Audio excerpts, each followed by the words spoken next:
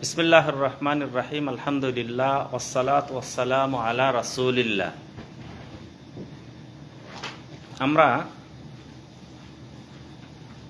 অনেকদিন পরে, রমজানের পর আবার আমরা শুরু করলাম। অনেকে নতুন ভাই আছেন, নতুন ভাইদেরও প্রয়োজন, পুরাতন ভাইদেরও প্রয়োজন। ইসলামের প্রাথমিক বিষয়গুলি সবার প্রয়োজন। আমরা যখন ওয়াজ মাহফিলে যাই, জুমার খুতবাতেই যাই, যেখানে যাই না কেন, যেই বিষয়ে আলোচনা করবেন সেখান থেকে নেওয়ার চেষ্টা করব। শুধু এমন নয় যে শুধু বসলাম। আমাদের দেশের ওয়াজ মাহফিল বেশিরভাগই হয় হয়তো হাসবেন অথবা কানবেন না, আপনি কিছু নিয়ে যাবেন। ওয়াজ মাহফিল বা দার্সের যে মজলিসগুলি, এই মজলিসগুলিতে আপনি চেষ্টা করবেন যে এখান থেকে আপনি কতটুকু নিলেন। আমাদের 1 ঘন্টা দরকার নাই, আমরা 10 মিনিট আলোচনা করব, 15 মিনিট আলোচনা করব, কিন্তু এখান থেকে কিছু নিয়ে যাব। 1 ঘন্টার চেয়ে ভালো, 1 ঘন্টার চেয়ে কি এটা ভালো। তো সর্বপ্রথম আমরা আজকে আলোচনা করব যে আমরা সবাই মুসলমান, তাই না? আলহামদুলিল্লাহ, আমরা সবাই মুসলমান, আমরা মুসলিম। তো আমাদের ইসলামের 5টি স্তম্ভ আছে। কয়টি? 5টি। এই 5টি স্তম্ভ আমরা আজ মুখস্থ করে যাব। এর পরবর্তীতে প্রথম স্তম্ভ একদিন আলোচনা করব, দ্বিতীয় স্তম্ভ, এইভাবে আলোচনা করে আমি মুসলিম হিসেবে, অনেকে আছে 5টা স্তম্ভ আমাদের মুখস্থ নেয়, জানি না, তাই না? আমাদের সমাজে অনেকে জানেন না। এর জন্য কি যিনি জানেন না তিনি একক দোষী? না, তিনি একক দোষী না। আমাদের সমাজটাই যেন, ওয়ালাইকুম আসসালাম, আমাদের যে সমাজ, অনেকগুলি বিষয় হচ্ছে উল্টো পথে চলছি আমরা। কি পথে চলছি? একটু ওয়াজ মাহফিল হলো রাত 2টা পর্যন্ত। কটা পর্যন্ত? রাত 2টা পর্যন্ত। আচ্ছা, 2টা পর্যন্ত যাওয়ার পরে কেমনি ফজর নামাজ পড়বেন? কজনে পড়বে? যাদের শক্ত ঈমান আছে তারা না পড়লো, আর আমাদের মতো আমরা পড়বো আমরা না। ভুল এটা। ওয়াজ মাহফিল করবেন, আমাদের ওয়াজের চেয়ে বেশি প্রয়োজন তালিম। তালিম বুঝেন তো? শিক্ষা, প্রশিক্ষণ। যেটা আপনার সন্তানকে স্কুলে পাঠাইছেন, কিতাবী জ্ঞান পাইছি, বাস্তব জ্ঞান তো পাইনি। বাম হাতে খাওয়া যাবে না জানছে, কিন্তু বাস্তব শিক্ষা দেবেন আপনি। এই জন্য আমরা কি বলে অল্প শিখবো, অতটুকু নিয়ে যাওয়ার চেষ্টা করব। রাজি আছি ইনশাআল্লাহ? ইনশাআল্লাহ। ইসলামের স্তম্ভ হলো 5টি। প্রথম স্তম্ভ হলো শাহাদাতেন। কি সেটা? শাহাদাতেন, 2টি সাক্ষ্যবাণী। প্রথম স্তম্ভ কি? শাহাদাতেন, মানে 2টি সাক্ষ্যবাণী। কয়টা সাক্ষ্যবাণী? 2টি সাক্ষ্যবাণী, এটা মনে রাখবো। তো আমরা সংক্ষেপে সেরে দেই, সেটা কি? কালেমা বলি না? ওই সৌদি থেকে গেছেন, যাওয়ার পরে আপনার মামাতো ভাই এসার পর আসে আপনাকে কি বলছে? ভাই, আমার বাড়িতে একটু ডাল ভাত খাইবেন। সংক্ষেপে সেরে দিচ্ছেন। কি বলছেন? ডাল ভাত খাইবেন। যাওয়ার পরে দেখছেন কি পুঁটি মাছ ভাজি আছে, আবার ভর্তাও আছে, ঠিক আছে, বোঝা গেছে তো? আবার কচুর সালনও আছে। কচু বুঝেন তো? সালন বুঝেন তো? কচুর সালনও আছে।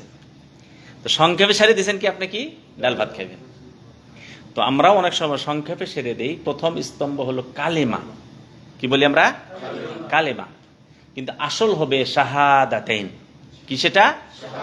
শাহাদাতাইন। সেটা কি? আশহাদু আল্লা ইলাহা ইল্লাল্লাহু ওয়া আশহাদু আন্না মুহাম্মাদান আবদুহু ওয়া রাসূলুহু। শাহাদাতাইন কাকে বলা হয়? কোনটি? أشهد أن لا إله إلا الله وأشهد أن محمدا عبده ورسوله। এটা হলো কি শাহাদাতেন, এটা হলো ইসলামের প্রথম স্তম্ভ, খুঁটি। এটাই যদি আপনার ঠিকভাবে না হয় তাহলে ইসলাম থাকবে না, ইসলাম থাকবে না। তবে মুসলমান থাকবে, মুসলমান থাকবে, ইসলাম থাকবে না, মুসলমান থাকবে। বড় মুসলমান নাই। আচ্ছা, মুসল্লি চেনেন আপনারা? অনেক মুসল্লি আছে শুধু বিয়েতে নামাজ পড়ছে দেখা, আবার অনেক মুসল্লি আছে ঈদের নামাজে আগে আগে, অনেক মুসল্লি আছে শুক্রবারে, আর অনেক মুসল্লি আছে মাঝে মাঝে। ওরাও কিন্তু মুসলমানই, ওরাও কি মুসল্লি, কিন্তু প্রকৃত মুসল্লিকে 5 ওয়াক্ত সালাত আদায় করে। তো ইসলাম থাকবে না কিন্তু মুসলমান থাকবে। পৃথিবীতে মুসলমান অনেক, ইসলাম কার কাছে কত আল্লাহ ভালো জানে। তো আমরা শাহাদাতেন, শাহাদাতেন ওইটা হলো প্রথম স্তম্ভ। আবার পাঠ করি, আশহাদু আল্লা ইলাহা ইল্লাল্লাহু ওয়া আশহাদু আন্না মুহাম্মাদান আবদুহু ওয়া রাসূলুহু। এটা হলো কি ইসলামের প্রথম স্তম্ভ। এটাকে বলা হয় ইসলামের দরজা। এই দরজা দিয়ে কি করবেন? প্রবেশ করবেন। এরপর আপনার উপর অন্য কিছু বর্তাবে। এটাই যদি কেউ যদি পাঠ না করে সে মুসলমান হবে না। আর এটা পাঠের জন্য 3টা জিনিস আছে। কয়টি? একটি হলো মুখে উচ্চারণ করতে হবে, অন্তরে বিশ্বাস করতে হবে, কাজে পরিণত করতে হবে। বোঝা গেছে? 3টা লাগবে। কয়টা লাগবে? 3টা। তো আবার আমরা মুখস্থ হচ্ছে সবার, আশহাদু আল্লা ইলাহা ইল্লাল্লাহু ওয়া আশহাদু আন্না মুহাম্মাদান আবদুহু ওয়া রাসূলুহু। আশহাদু আমি সাক্ষ্য দিচ্ছি, আল্লাহ ইলাহা ইল্লাল্লাহ আল্লাহ ছাড়া কোনো সত্য মাবুদ নেই। এখন আপনাকে লা ইলাহা ইল্লাল্লাহর অর্থ কি? আল্লাহ ছাড়া মাবুদ নাই। এর সঠিক অর্থ হলো আল্লাহ ছাড়া কোনো সত্য মাবুদ নেই। কি মাবুদ নেই? সত্য মাবুদ নেই। মুসা আলাইহিস সালাতু ওয়াস সালাম সাগর পাড়ি দিয়ে চলে গেলেন। পিছে কে ছিল? ফেরাউন, তার সৈন্যবাহিনী। তো যারা এত কিছু দেখলো, যে সাগরের মতো জায়গা, পিছনে সৈন্যবাহিনী, আর সাগরকে আল্লাহ তাআলা এমন করে শুকায় দিলেন, না কাদা, না ধরার ভয়, না ভয়, কিচ্ছু নাই। এইভাবে পার করে দিলেন। আল্লাহর যে মহিমা দেখার পরে কি আল্লাহর প্রতি বিশ্বাসে কত বড় হওয়া দরকার। যেতে যেতে দেখছে যে কিছু মানুষ মূর্তি পূজা করছে। তো মুসা আলাইহিস সালাতু ওয়াস সালামের উম্মতরা বলছে, মুসা আমাদের জন্য একটা মূর্তি বানায় দাও যাতে আমরাও পূজা করতে পারি। কি করতে পারি? আমরাও পূজা করতে পারি। তাহলে এরকম যদি মুসলমান হয় তাহলে এই কালেমা কি তার কোনো লাভ আসবে না? তাহলে কি করতে হবে? মুখে উচ্চারণ করতে হবে, অন্তরে বিশ্বাস করতে হবে এবং কাজে পরিণত করতে হবে।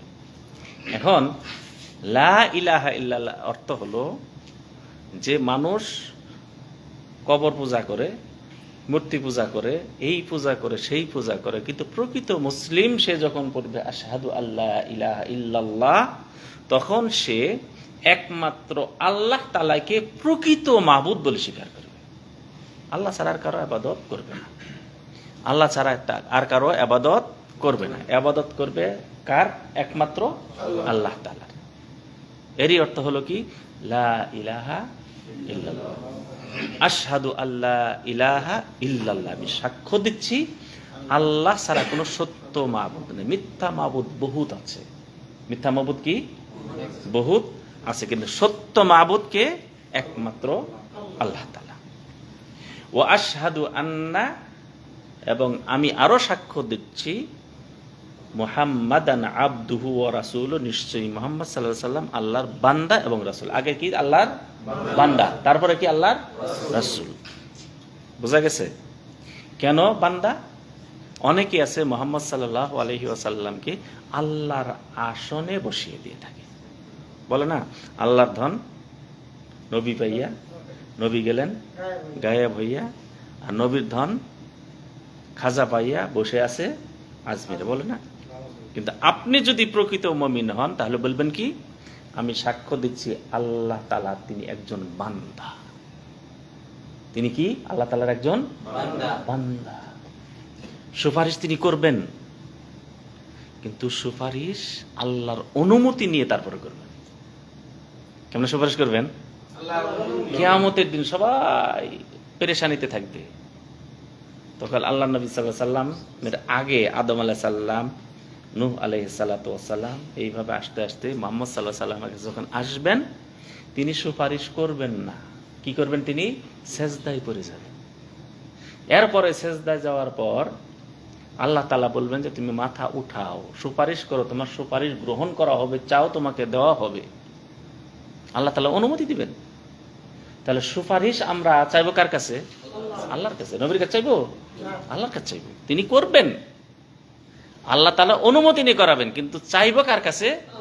মান দাল্লাযী ইয়াশফাউ ইনদাহু ইল্লা বিইযনিহি। আল্লাহর অনুমতি ছাড়া তার কাছে কেউ সুপারিশই করতে পারবেন না। আয়াতুল কুরসির এত মর্যাদা কেন? অনেক কিছু বিষয় আছে, তার ভিতরে এটা একটি।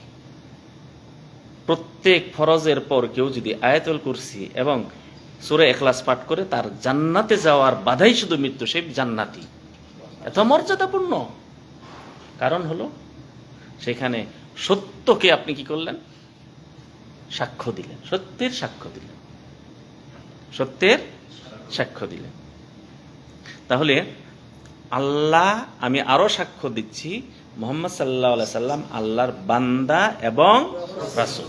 আগে বান্দা, তারপরে কি? রাসূল। সুবহানাল্লাযী আসরা বিআবদিহি। মেরাজের রাত্রি আল্লাহ তাআলা ওই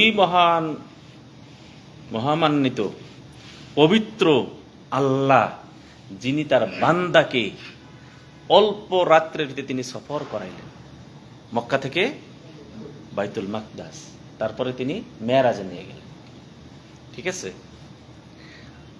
তার বান্দা এবং রাসূল, তার বান্দা এবং রাসূল। তাহলে শাহাদাতাইন সর্বপ্রথম। এটি আমরা অনেক সময় কালেমা বলে প্রকাশ করি। কেমনে কালেমা প্রকাশ করি? যে উদাহরণ দিলাম, ডাল ভাতের দাওয়াত, আসলে অনেক কিছুই আছে, তাই না? কালেমা বলতে আমরা বুঝি কি? আশহাদু আল্লা ইলাহা ইল্লাল্লাহু ওয়া আশহাদু আন্না মুহাম্মাদান আবদুহু ওয়া রাসূলুহু। কালেমা শাহাদাতাইন। আর দ্বিতীয় স্তম্ভ হলো সালাত কায়েম করা। দ্বিতীয় স্তম্ভ কি? সালাত কায়েম করা। আসলে হলো ওয়া আকিমুস সালাতা ওয়া আতুজ যাকাত। সালাত কায়েম করো। ওয়াস্তাঈনু বিস সাবরি ওয়াস সালাত। তাহলে সালাত, কোরআনের পরিভাষা কি? সালাত। হাদিসের পরিভাষা কি? সালাত। সালাত কায়েম করা। কেউ যদি না বুঝে তখন কি বলবো আমরা? নামাজ বলবো। কিন্তু আমরা যারা বুঝি তারা কি নামাজ বলবো না সালাতি বলবো? সালাতি বলবো। আমরা বলবো না যে নামাজ বলা যাবে না। বলা যাবে। কার জন্য বলা যাবে? কার জন্য? যে না বুঝে তার জন্য বলা যাবে। যে না বুঝে, এখন সালাত বোঝাতে বোঝাতেই মানে সময়ই পার করে দিলেন না, তাকে নামাজ বলি আপনি কি করে দেন? সেরে দেন। তাহলে দ্বিতীয় স্তম্ভ কি? সালাত কায়েম করা। কায়েমের অর্থ হলো সময় মতো পড়া। কায়েম করতে হলো কি? সময় মতো পড়া, জামাতের সাথে আদায় করা, তার বিধান আছে বিধান অনুযায়ী পালন করা, ধীরস্থিরতার সাথে পালন করা, পরিবারের সবাইকে নিয়ে পালন করার নাম হলো কি করা? কায়েম করা। আর সালাত এমন একটি ইবাদত, প্রত্যেক ইবাদত ফরজ করা হয়েছে দুনিয়াতে এবং মাধ্যম কেমনে? জিবরিল আলাইহিস সালামের মাধ্যমে, ওহীর মাধ্যমে। কার মাধ্যমে? জিবরিল আলাইহিস সালামের মাধ্যমে, ওহীর মাধ্যমে। কিন্তু একটি ইবাদত, যে ইবাদত কোনো মাধ্যম ছাড়া এবং সপ্ত আসমানের উপরে, সেখানে কি করা হয়েছে? সিদরাতুল মুনতাহা পাড়ি দিয়ে সেখানে ফরজ করা হয়েছে। সেখানে কি করা হয়েছে? ফরজ করা হয়েছে। সালাত যখন আপনারা আদায় করবেন, এই হাদিসটা স্মরণ করবেন। সালাত যখন কি করবেন? আদায় করবেন, তখন এই হাদিসটা কি করবেন? স্মরণ করবেন। কোন থাকবে? কোন হাদিসটা? আল্লাহ নবী সাল্লাল্লাহু আলাইহি সাল্লাম বলছেন যে আল্লাহ তাআলা বলেছেন। এই হাদিসের নাম হলো হাদিসে কুদসি। হাদিসে কুদসি। বলেন, হাদিসে কুদসি। হাদিসে কুদসি।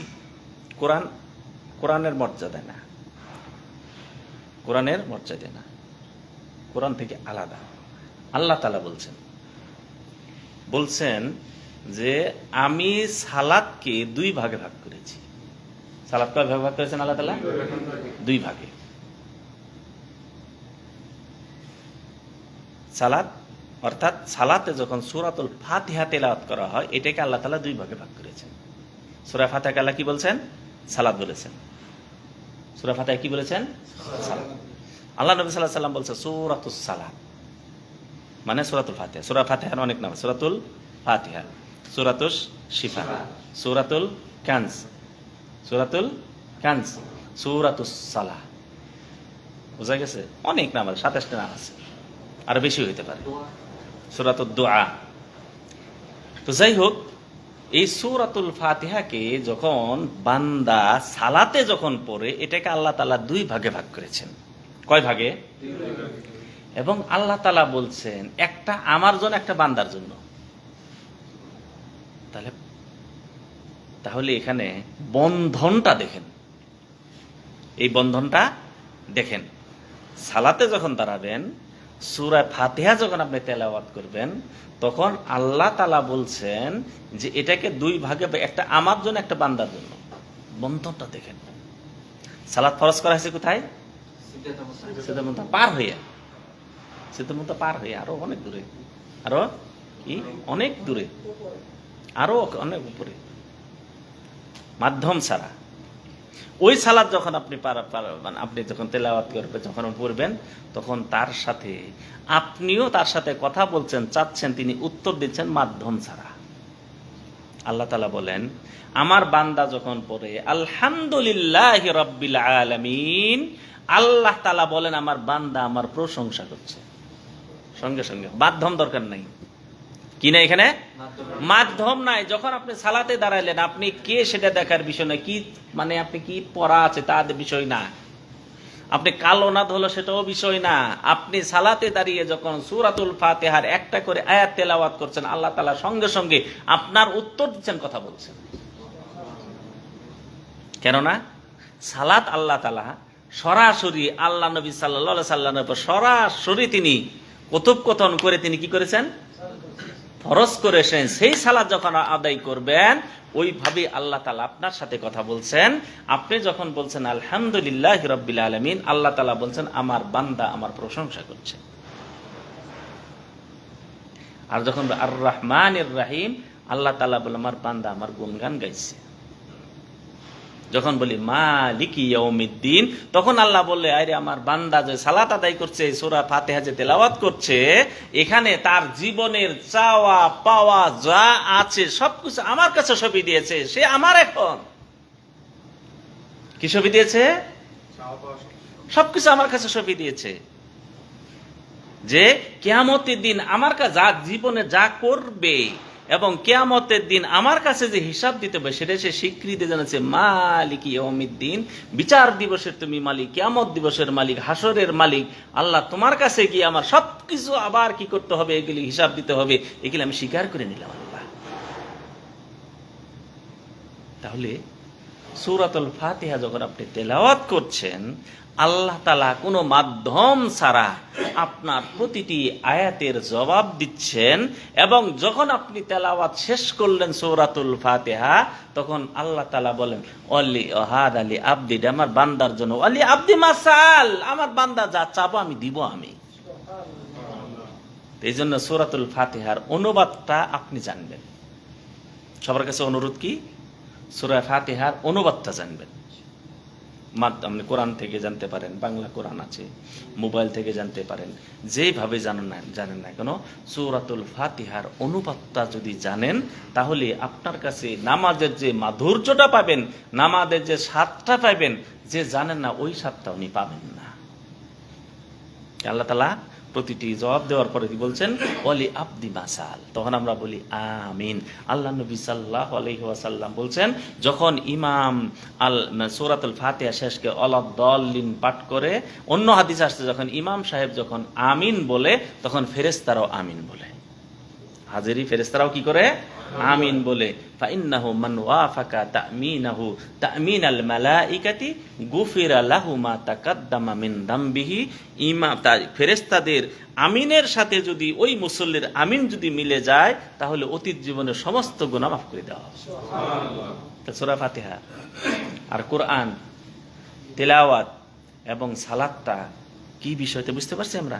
আল্লাহর সাথে সরাসরি আমরা কথোপকথন হচ্ছে। তার সাথে কথোপকথন হচ্ছে। এই জন্য যখন বিপদ আসবে আল্লাহ তাআলা বলছেন ওয়াস্তাঈনু বিস-সাবরি ওয়াস-সালাহ। বিপদ আসবে ধৈর্য এবং সালাতের মাধ্যমে আল্লাহর কাছে সাহায্য প্রার্থনা করে। কেন সালাতের মাধ্যমে? কেন সালাতের মাধ্যমে সরাসরি আল্লাহর সাথে যোগাযোগ হচ্ছে। সরাসরি কি হচ্ছে? আপনার জীবনের যত কথা সব আপনি সালাতের মাধ্যমে আপনি কি জানতে পারলেন।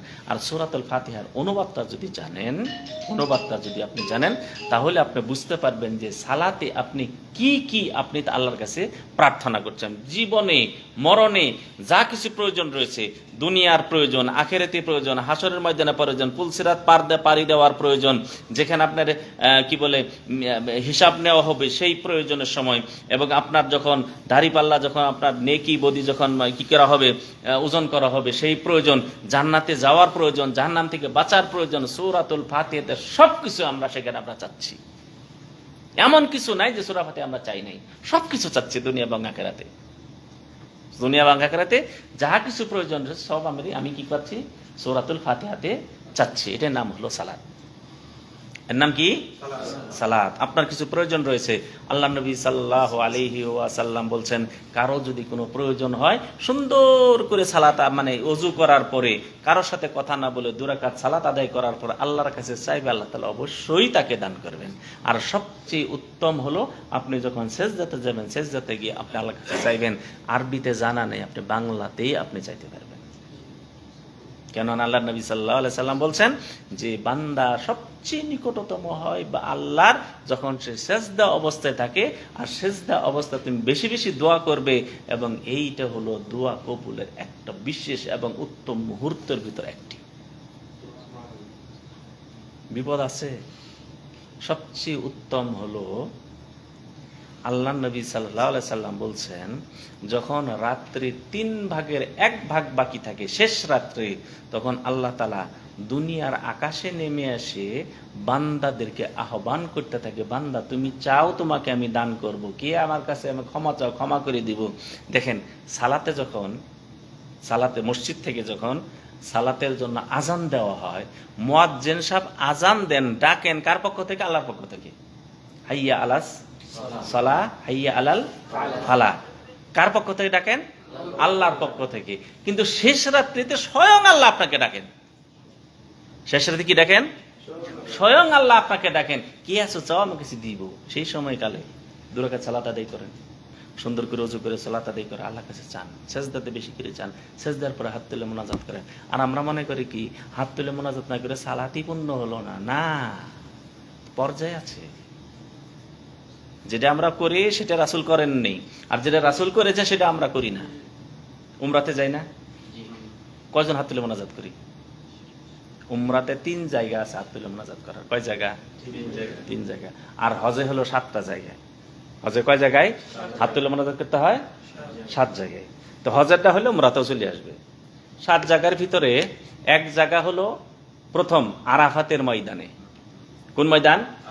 আরাফাতের ময়দানে আসরের পর থেকে মাগরিব পর্যন্ত আল্লাহ নবী সাল্লাল্লাহু আলাইহি ওয়াসাল্লাম বলেন যে আরাফাতের ময়দানে মাগরিব থেকে আসর থেকে মাগরিব পর্যন্ত এমন একটা সময় রাসূল সাল্লাল্লাহু আলাইহি ওয়াসাল্লাম হাত তুলে মোনাজাত করছেন, কাসওয়া নামক উটে দাঁড়িয়ে লাগাম ধরে, লাগাম পড়ে গেছে, তারপরে তিনি এক হাতে লাগাম ধরেছেন আর এক হাত তিনি হাত উঠাই রাখছেন। এত গুরুত্বপূর্ণ জায়গা এবং সময়।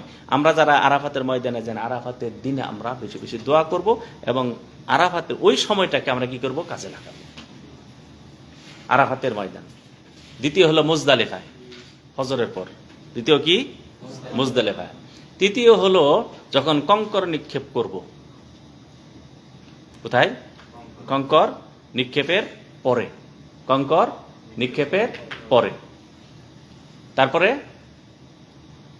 যখন আমরা তওয়াফ করব, তওয়াফ করার পরে হাজরে আসওয়াদের পিছনে, হাজরে আসওয়াদের পিছনে 2 রাকাত সালাত আদায় করার পর, এরপরে হলো সাফাতে, এরপর হলো মারওয়াতে। বোঝা গেছে? সাফা এবং মারওয়া। আর কঙ্কন প্রথম, দ্বিতীয়, তারপরে আর দোয়া করব না।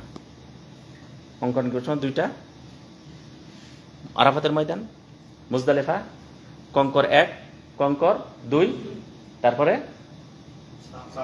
না মাকাম ইব্রাহিমের পিছনে, তারপর সাফা, তারপর মারা, 7 জায়গা। বোঝা গেছে? আর উমরাতে 3 জায়গায়, মাকাম ইব্রাহিমের পিছনে সালাত আদায় করার পরে, এরপরে সাফা এবং মারওয়া। যে কোনো সময় হাত তুলে মোনাজাত করতে পারে, কিন্তু সালাতের পরে করতে হবে, ওইটাই করি আমরা, যেটা নাই রাসূল করেন ওটা করেন নাই। আমরা কয়দিন রাত্রিতে উঠে, শেষ রাত্রিতে আল্লাহর কাছে আমরা চেয়েছি, গোপনে চেয়েছি। মোনাজাত মানে কি? না, মোনাজাত মানে কি জানেন? চুপে চুপে কথা বলা। মোনাজাত মানে কি? গোপনে কথা বলা, কানে কানে কথা বলি না, এদের নাম বললো কি? মোনাজাত। আল্লাহর কাছে গোপনে চাওয়া, এর নাম কি? মোনাজাত। হ্যাঁ,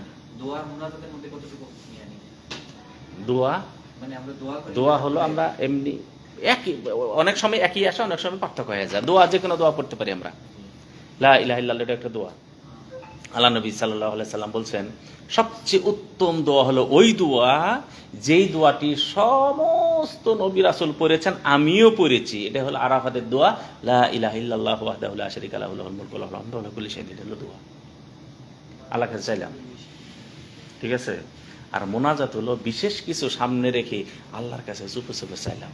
যেমন আপনার একটা বিপদ আসছে, 2 রাকাত সালাত আদায় করার পরে, তারপরে আপনি কি দোয়া, হাত তুলে আপনি কি করলেন? চোখের পানি ফেলে মোনাজাত।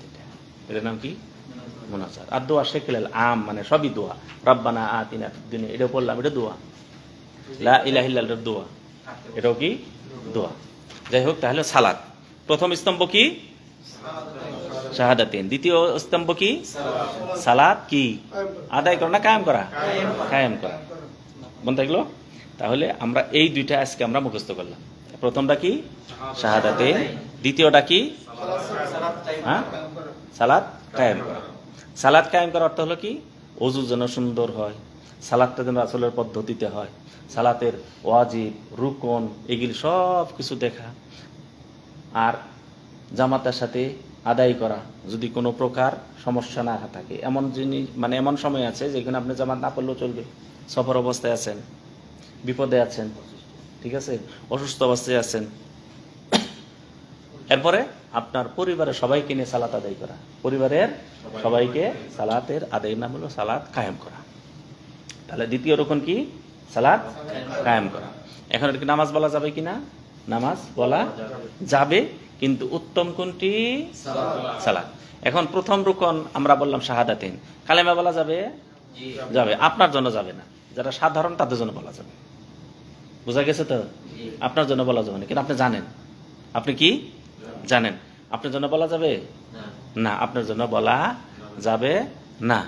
আপনি বলবেন কি? আপনার তো জানেন, শিখছেন, আপনি বলবেন শাহাদাতেন। সেটা কি? আশহাদু আল্লা ইলাহা ইল্লাল্লাহু ওয়া আশহাদু আন্না মুহাম্মাদান আবদুহু ওয়া রাসূলুহু। আর যখন বলবো লা ইলাহা ইল্লাল্লাহ, আশহাদু আল্লা ইলাহা ইল্লাল্লাহ, এর অর্থ কি? আল্লাহ ছাড়া কোনো সত্য মাবুদ নেই। অনেক মাবুদ পৃথিবীতে আছে, অনেক মাবুদ পৃথিবীতে আছে, কিন্তু মাবুদ সত্য হলেন একমাত্র আল্লাহ তাআলা। আর দ্বিতীয় হলো কি? আমরা সালাত কায়েম করব। তৃতীয় হলো যাকাত প্রদান করব। আদায় করা মানে কি? প্রদান করা। আদায় করা মানে কি? প্রদান করা।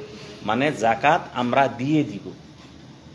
তাহলে যাকাত কারোর উপর যখন খরচ হবে, এটা হলো কি? গরিবের কাছে নিয়ে যেয়ে দেওয়া। ওনারা আসবেন না, উল্টা হয়েছে আমাদের দেশে, ঠিক আছে। আর এই যাকাতটা একটা নেশাব পরিমাণ হলে যাকাত আমরা কি করব? দিব। একটা পরিমাণ আছে, পরিমাণ হলে আমরা যাকাত দিব। মনে থাকবে? সেটা হলো কি? 85 গ্রাম স্বর্ণ পরিমাণ যদি অর্থ থাকে, এর উপর 1 বছর অতিবাহিত হয়, এর উপরে 2.5% যাওয়া জাকাত দিতে হবে। ব্যবসার আলাদা রয়েছে, গরু ছাগলের আলাদা রয়েছে, তারপরে শস্য যেগুলো আছে সেগুলো আলাদা রয়েছে। এইভাবে আমরা জাকাত দিব। অর্থাৎ তৃতীয় স্তম্ভ হলো জাকাত আদায় করা। এটা ইসলামের একটা কি বিধান, স্তম্ভ। এখন সবার উপর জাকাত দিতে হয়, এটার উপর বিশ্বাস রাখা সবার উপরে ফরজ। ধনীর উপরে হলো আদায় করা ফরজ। একজন ফকির যদি বলে যে আমি এটা বিশ্বাসই করিনি, কেন আমার তো নাই, না, তাকে বিশ্বাস করতে হবে। কি করতে হবে? তাকেও বিশ্বাস করতে হবে, তার উপর নাই। একজন মানুষ রোগী এবং সম্পদও নাই, সম্পদও নাই এবং রোগী, এখন সে বলে আমি তো মানুষের কাছ থেকে কি করি, কাজও করতে পারি না, মানুষের জাকাত আমি খাই, তো দেওয়া তো আমি বিশ্বাস করি না। আপনাকে দেওয়া বিশ্বাস করতে হবে, বিশ্বাস করা আপনার উপর ফরজ। মনে থাকবে? তাহলে তৃতীয়টা কি? জাকাত প্রদান করা। যাই হোক, তাহলে 3টা মুখস্থ করলাম। আগামী সপ্তাহে আমরা আরো 2টা, তারপর আমরা বিস্তারিত আলোচনা করব। তাহলে একজন বলেন ইসলামের প্রথম রুকন কি? কি সেটা বলেন?